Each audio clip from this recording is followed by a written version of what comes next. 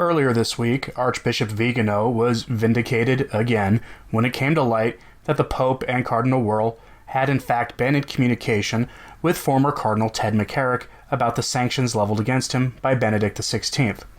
Those sanctions included a ban on travel, a ban on public speaking, and being forced to move out of the seminary where he was living in close proximity to seminarians, including him having them sleep in his bed on occasion, as well as an explicit ban on traveling to Rome. Evidence was leaked that those sanctions were real, that some were accepted by McCarrick without resistance, and others challenged.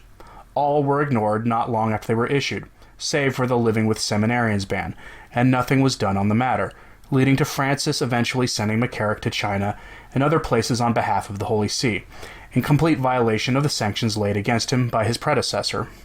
Now, certainly a pope has the power to lift sanctions, though you'd think that a prudential judgment would go into making that kind of decision.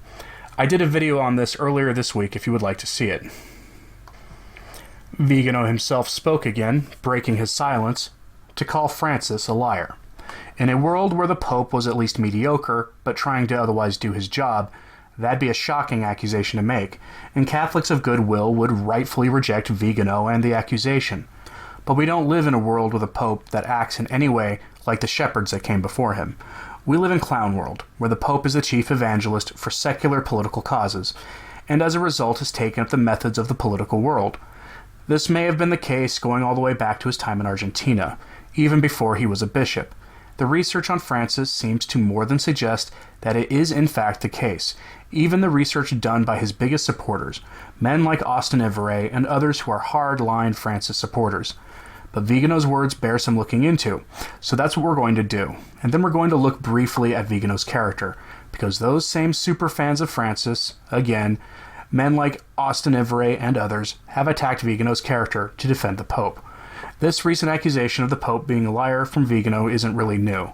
Remember, in his original testimony, he said very similar things. So here are the words of Archbishop Vigano in reference to the latest accusation against the Pope and the McCarrick mess. In his interview that was published by LifeSite, he reminds us that the leaked correspondence of McCarrick shows clearly that the Vatican was informed about the fact that McCarrick had been sleeping in a bed with seminarians. To quote Vigano, McCarrick admitted it. To defend himself with the Pope, McCarrick said he never had sexual relations with anyone, but that he slept in the same bed with seminarians and priests.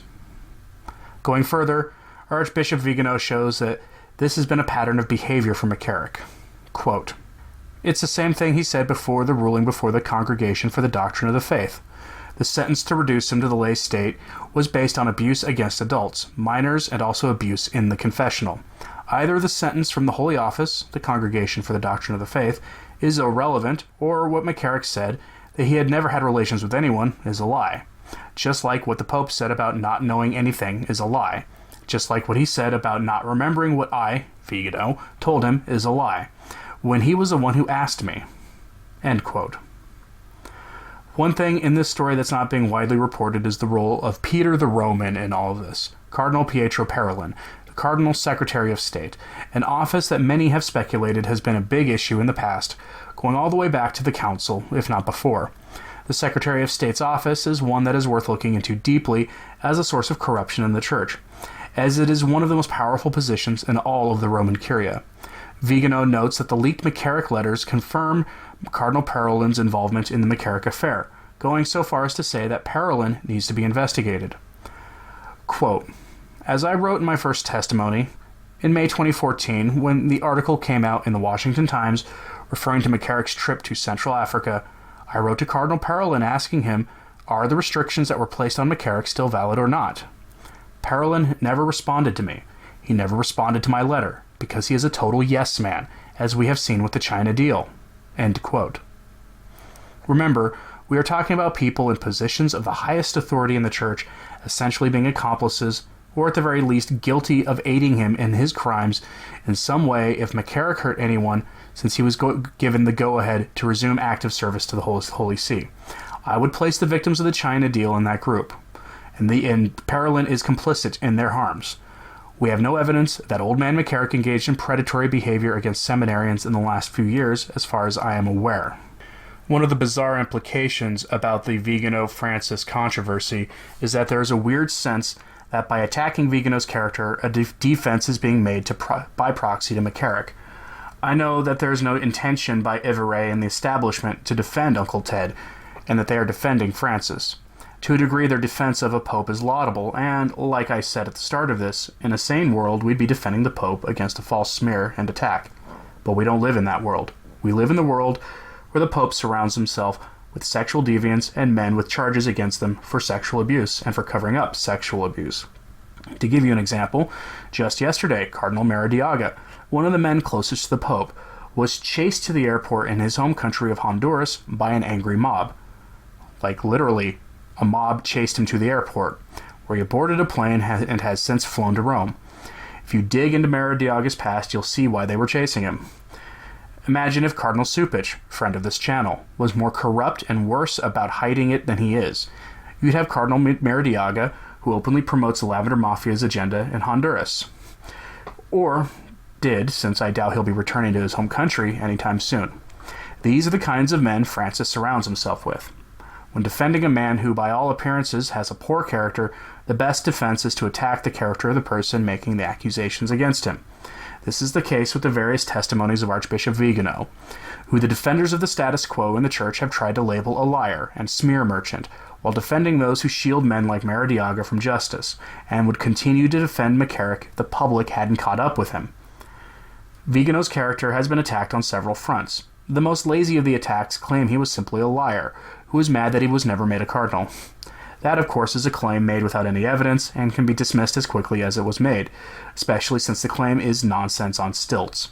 But one important claim made against Archbishop Vigano is that he has been embroiled in a legal fight in Italy over the inheritance of family property, and that they're trying to smear his character by suggesting he's trying to get things that don't belong to him, and is throwing his family under the bus.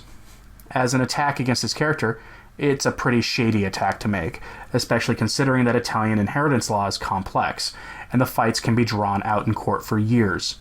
Why the people defending Francis against these attacks feel it necessary to bring Vigano and his family into this mess is a mystery to me.